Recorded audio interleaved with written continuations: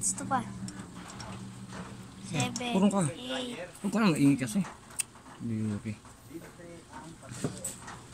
Ay, oo. Ang pati. Yeah. Ha? Oo, ano yan? Ano yan? Ano yan? Nagpa-vlog yan ng mga gawa niya. Follow nyo. Iwas-wila.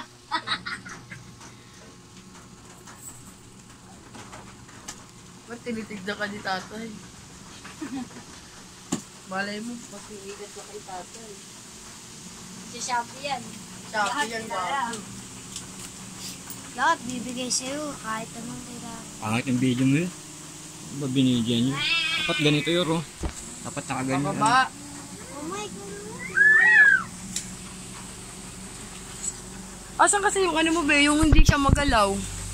Wala na to.